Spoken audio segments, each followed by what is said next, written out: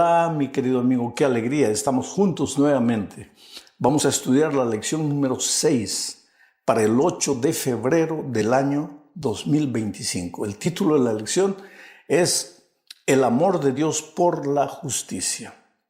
Y el propósito de la lección de esta semana es mostrarnos que Dios es amor y justicia al mismo tiempo. Dios no es más amor que justicia, ni más justicia que amor. Intentar dividir la justicia del amor de Dios es intentar dividir su propia naturaleza, y eso sería una aberración teológica. Ahora te digo, ¿por qué estamos estudiando estas lecciones del amor de Dios y la justicia de Dios durante este primer trimestre? Simplemente porque de alguna manera, últimamente, está entrando en las filas de la iglesia la idea de que como Dios es amor, nadie se va a perder, porque Dios es amor. Entonces, implícitamente viene la idea de que, bueno, ya que Dios me ama y Dios es incapaz de destruir a cualquiera, yo puedo seguir viviendo como quiera, que al final me voy a salvar porque Dios es amor. Entonces, todas estas lecciones del trimestre nos están mostrando que a Dios no se lo puede dividir. Es verdad que algunos se van al extremo que Dios es amor y punto, y otros se van al otro extremo, Dios es justicia y punto. Pero la lección de esta semana trata de mostrarnos que Dios es amor y justicia al mismo tiempo, y que la justicia de Dios no está reñida contra el amor, ni que el amor está separado de la justicia. Entonces vamos a la primera parte, hablando justamente del amor y la justicia, y vamos a leer Salmo 89, 14. Dice así: justicia y juicio son el cimiento de tu trono. ¿Qué cosa es el cimiento? La columna. Misericordia y verdad van delante de tu rostro. Un edificio está hecho del fundamento, la columna. Pero eso no es edificio. El edificio también tiene una fachada, tiene ventanas, tiene puertas. ¿Qué es lo que el salmista está diciendo aquí? El fundamento de Dios, de su existencia, es la justicia, pero que la misericordia va delante de él. El amor se confunde en Dios con la justicia. Para el salmista no existe Dios por un lado y amor por otro lado, sino que su amor es su justicia y su justicia es su amor. Son inseparables. Y ahora veamos lo que Jeremías 9:24 dice: mas alábese en esto el que se hubiere de alabar. En entenderme, Dios le está hablando aquí a su pueblo a través de Jeremías. Mas alábese en esto el que se hubiere de alabar. En entenderme y conocerme, que yo soy Jehová, que hago misericordia, juicio y justicia en la tierra. Porque estas cosas quiero, dice Jehová.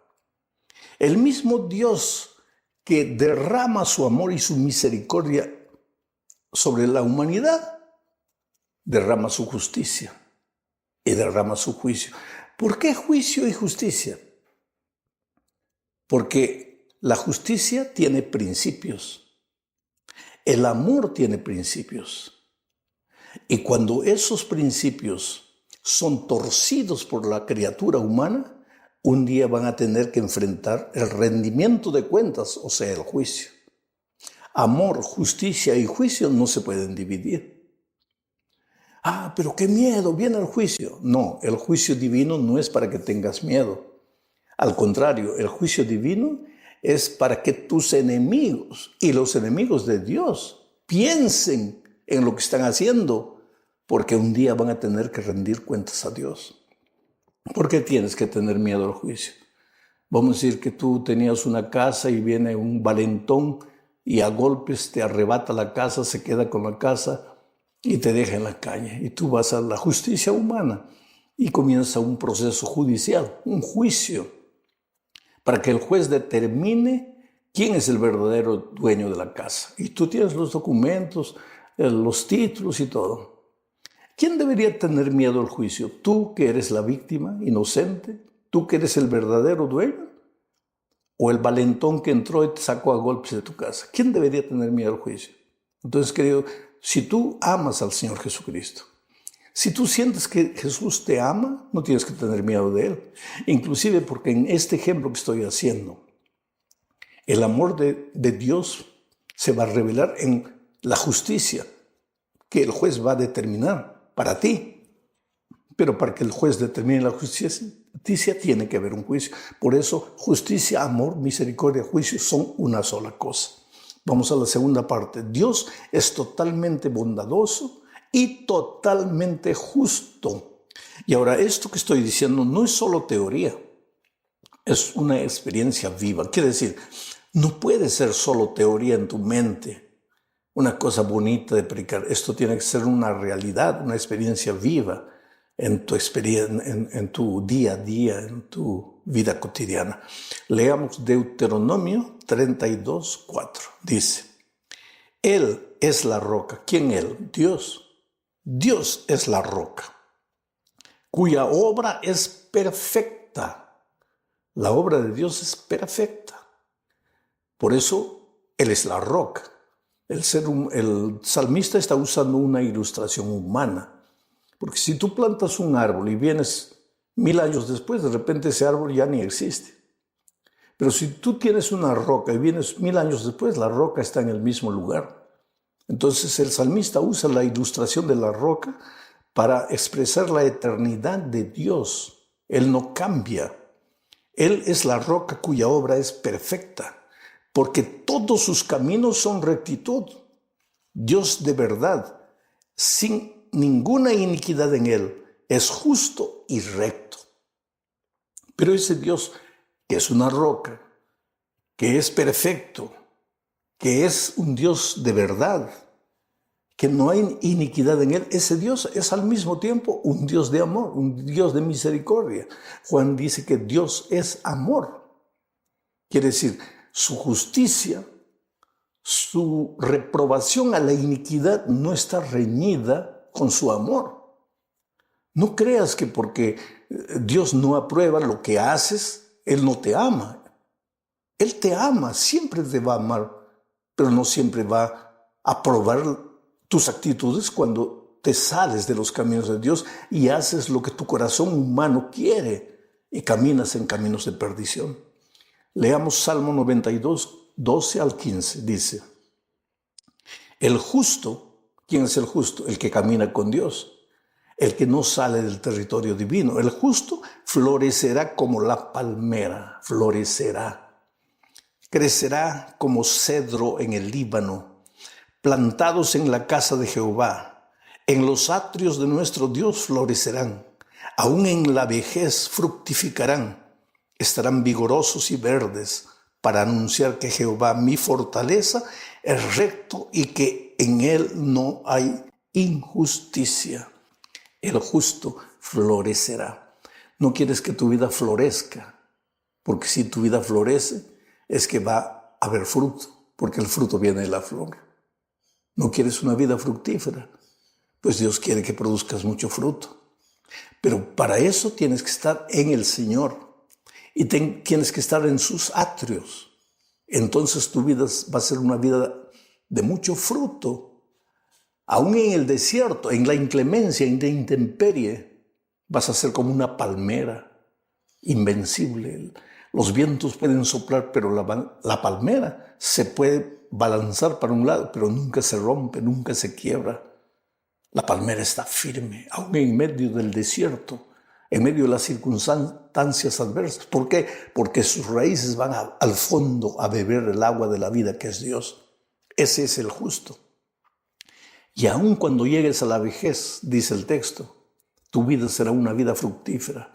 No será una vida de lamentaciones, de tristeza, de angustia, sino una vida de productividad. porque estás en Jesús. ¿Y para qué todo eso? El versículo 15 explica, vuelvo a leer, para anunciar que Jehová, mi fortaleza, es recto y que en Él no hay injusticia. En Dios no hay injusticia, querido. Ese Dios amor maravilloso, ese Dios que yo siempre te digo, tú eres la cosa más linda que el Señor tiene en esta vida. Ese Dios es el Dios justo, misericordioso, que te ama. Y justamente porque te ama, quiere que andes en sus caminos para que disfrutes de la vida, así como la palmera, para que seas pleno en todos los sentidos de tu vida. Vamos a la tercera parte de este estudio bajo el subtítulo de El carácter inmutable de Dios. Aquí veremos que Dios no cambia. Él es siempre el mismo, hoy, ayer, por los siglos.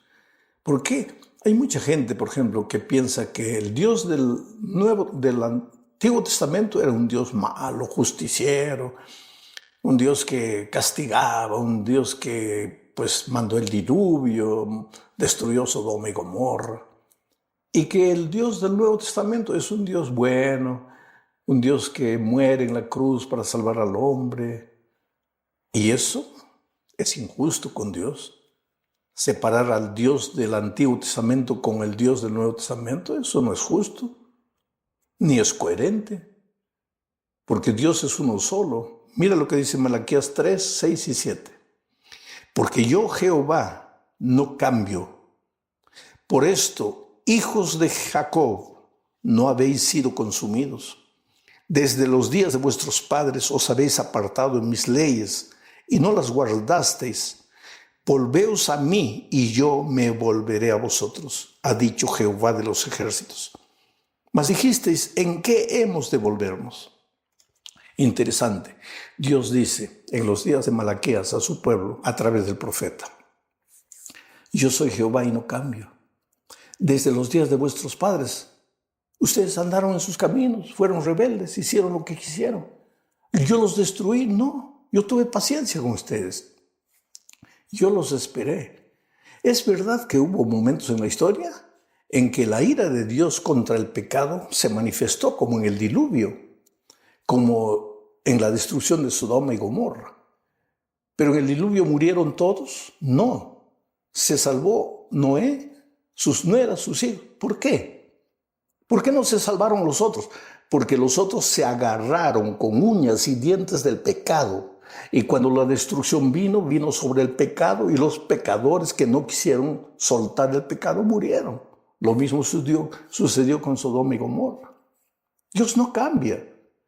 El mismo Dios del Antiguo Testamento es el Dios del Nuevo Testamento, porque en Apocalipsis capítulo 19 vemos que cuando Jesús regrese a esta tierra, simbólicamente viene montado en un caballo blanco como un guerrero victorioso. Y la gente tiembla. ¿Pero quién tiembla? ¿Los redimidos? ¿Los que lo siguieron en esta tierra? ¿Los que aceptaron su amor? No. Tiemblan sus enemigos. Porque dice que las ropas, los vestidos de Cristo serán manchados de rojo. ¿Y ese rojo simboliza qué? ¿La sangre de Cristo que derramó en la cruz? No, es la sangre de los rebeldes. ¿Por qué mueren los rebeldes? ¿Por qué murieron los rebeldes en Sodoma y Gomorra? Porque no quisieron apartarse del pecado. ¿Y por qué morirán los rebeldes por ocasión de la venida de Cristo? Porque no quisieron soltar el pecado. Pero en todo ese tiempo hubo un Dios paciente, un Dios amoroso, un Dios que llamó, un Dios que esperó. Leo ahora Santiago 1:17. Dice: toda buena dádiva y todo don perfecto desciende de lo alto, del Padre de las luces, en el cual no hay mudanza ni sombra de variación. Está claro. En Dios no hay mudanza ni sombra de variación. Y para completar, Hebreos 13:8 dice: Jesucristo es el mismo ayer, hoy y por los siglos. Entonces, querido, no hay un Dios malo y un Dios bueno. No hay un Dios amor y un Dios justicia. Dios es amor y justicia al mismo tiempo. El Dios del Antiguo Testamento es el mismo Dios del Nuevo Testamento.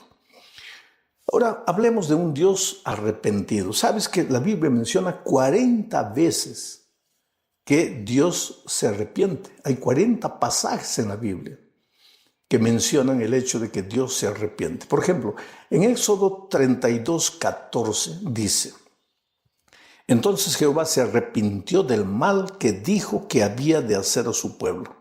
Esto sucedió después de los rebeldes del becerro de oro en el desierto. Dios los iba a destruir, pero el texto dice: entonces Jehová se arrepintió del mal que dijo que había de hacer a su pueblo. Ahí se usa la palabra arrepentirse. Pero leo ahora Números 13:19 y dice: Dios no es hombre para que mienta, ni hijo de hombre para que se arrepienta. Él dijo y lo hará, habló y lo ejecutará. Mira, en el primer texto que leí dice que Dios se arrepintió de hacerle mal a su pueblo. En el segundo texto dice que Dios no es hombre para que mienta, ni hijo de hombre para que se arrepienta. Entonces viene la pregunta: ¿Dios se arrepiente o no se arrepiente?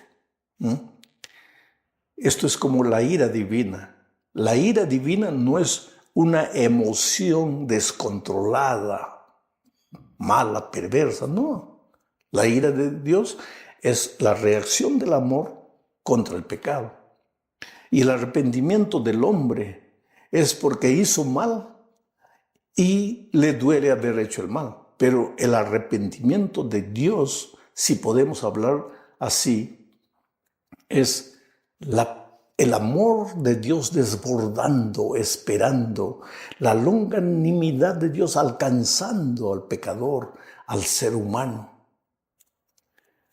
Cuando dice Dios no es hombre para que mienta, ni hijo de hombre para que se arrepienta, está hablando exactamente de que el arrepentimiento divino no es como el arrepentimiento humano. El arrepentimiento divino es la expresión de su amor. Quiere decir, tú mereces la muerte, has entrado al territorio de la muerte, vas a morir, pero yo te amo y te voy a esperar, y te voy a esperar. Y si tú abandonas el pecado, mi ira se va a soltar contra el pecado, pero como tú lo abandonaste, tú ya no serás una víctima de la destrucción. Por eso hoy es el día de buena nueva. Hoy es el día de salvación. Llegamos a la parte final de este estudio, hablando de aferrarse al amor y a la justicia. Y quiero enfatizar lo que dije en la parte final del comentario previo. Dios desata su ira contra el pecado, no contra el ser humano. Y el ser humano que será destruido y alcanzado por la ira de Dios será el que no quiso soltar el pecado. Pero el que se arrepiente y vuelve los ojos a Dios, ese será salvo. La Biblia dice: mira, no quiero la muerte del impío. Dios no quiere la muerte del impío. Yo quiero que el impío se arrepienta y vuelva. Dios no quiere la muerte del pecador, del ser humano. Pero cuando el ser humano insiste en no soltar el pecado, pues la ira de Dios viene y alcanza al pecado y al pecador que no lo quiso soltar. Leo Mateo 5, 43 al 48. Oísteis que fue dicho: amarás a tu prójimo y aborrecerás a tu enemigo. Pero yo os digo, amad a vuestros enemigos, bendecid a los que os maldicen, haced bien a los que os aborrecen y orad por los que os ultrajan y os persiguen, para que seáis hijos de vuestro Padre que está en los cielos, que hace salir su sol sobre malos y buenos, y que hace llover sobre justos e injustos. Porque si amáis a los que os aman, ¿qué recompensa tendréis? ¿No hacen también lo mismo los publicanos? Y si saludáis a vuestros hermanos solamente, ¿qué hacéis de más? ¿No hacen también así los gentiles? Sed pues vosotros perfectos, como vuestro Padre que está en los cielos es perfecto. Pero el pensamiento central de este texto que acabo de leer es el versículo 45, la última parte, que dice: Dios hace salir el sol sobre buenos y malos. Es por eso que siempre digo que Dios ama al bueno y al malo. No es que Dios deje de amar al malo, Pero ¿por qué el malo va a morir en el día final? Porque no quiso soltar el pecado. Porque cuando digo Dios ama a los buenos y a los malos, no estoy diciendo que Dios va a salvar a los buenos y a los malos. La Biblia no dice eso. Todos los textos bíblicos que hemos leído no enseñan eso. Lo que enseñan es que Dios nunca deja de amar al ser humano, sea bueno o sea malo, pero que Dios llama y llama y llama. Y en el día final, cuando la ira de Dios se desate sobre el pecado, todos los que no quisieron soltar el pecado serán destruidos juntamente con el pecado. Oh querido, Dios te ama. Por más que en este momento tu vida sea una vida deshecha, por más que en este momento te sientas perdido, condenado, Dios te sigue amando. Ah, pastor, pero he caído. 7 veces cae el justo y vuelve a levantarse. Nadie se va a salvar porque cayó, pero tampoco nadie se va a perder porque cayó. Si alguien se pierde será porque cayó y no quiso levantarse. Y cuando digo cayó en el pecado, se agarró del pecado y no lo quiso soltar. Entonces, cuando la ira de Dios se desate sobre el pecado, se desatará también sobre el ser humano que no quiso soltar el pecado. Entonces, el hecho de que te has ido lejos de Dios no quiere decir que tienes que permanecer allá. El hecho de que has fallado no quiere decir que tienes que continuar en esa situación. Ven a Jesús. Él te ama. ¿Cómo vengo? No tengo fuerzas. Déjate traer por el amor de Jesús. Pero pastor, mi vida está llena de pecado. Deja que Él te lave, que Él te limpie. Es su amor purificador que te transforma. Ven a Él. El próximo sábado ve a la iglesia tal como estás. No prometas nada, simplemente ve y dile, Señor, estoy aquí, no tengo fuerzas, no soy nada, me siento perdido. Pero deja que el amor de Jesús te envuelva completamente, te perdone y te transforme.